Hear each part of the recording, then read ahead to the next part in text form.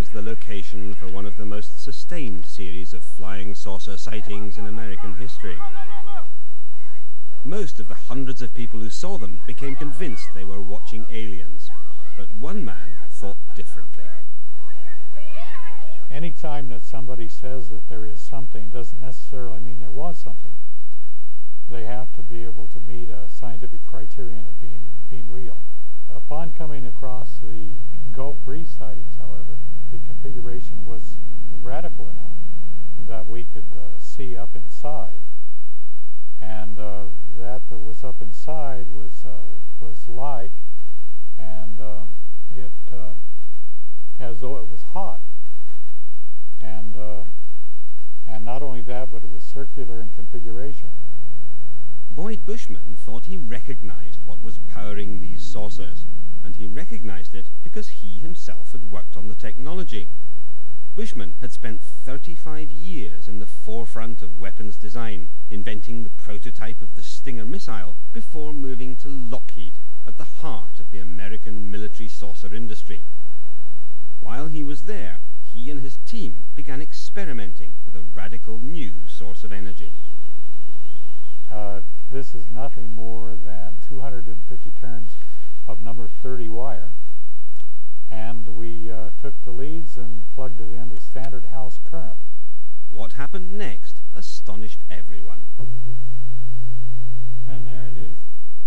Even now, Bushman doesn't fully understand how this works.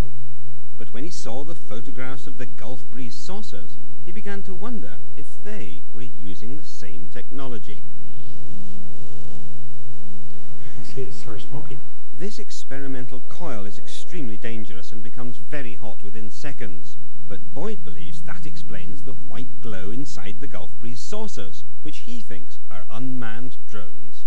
If you modify the voltages and the frequencies, this configuration may well fly. In fact, should fly perfectly well, and we believe that that's what the people in the Gulf Breeze experiment did. So who were those people?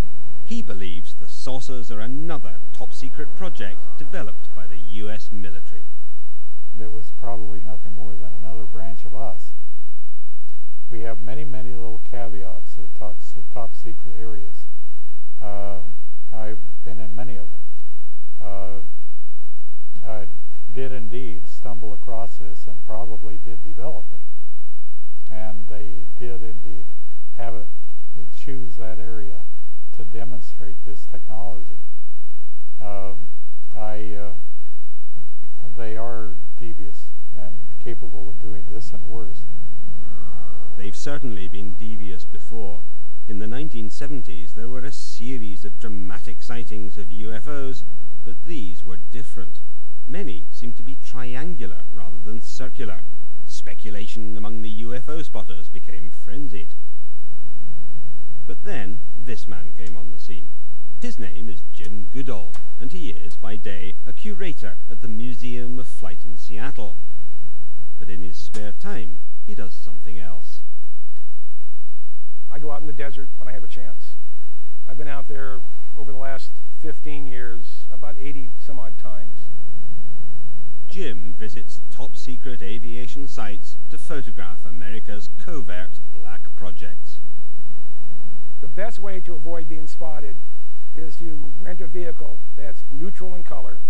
I had some infrared suppressive camouflage netting. I put that over the vehicle, throw some sagebrush on top of it, and they look around, they don't see anything that's obvious. In 1988, Jim took a photograph of a craft that had been shrouded in the blackest secrecy for over 10 years. I had my cameras out. I heard something take off. I saw a T-38 in the air, which I identified, and then over my head came an F-117. The F-117 is the stealth fighter. For over a decade it had been flying in the skies over America, any sightings conveniently explained away by the alien myth. I went through a 36 exposure roll of Kodachrome, and I had, I think, 2 frames that weren't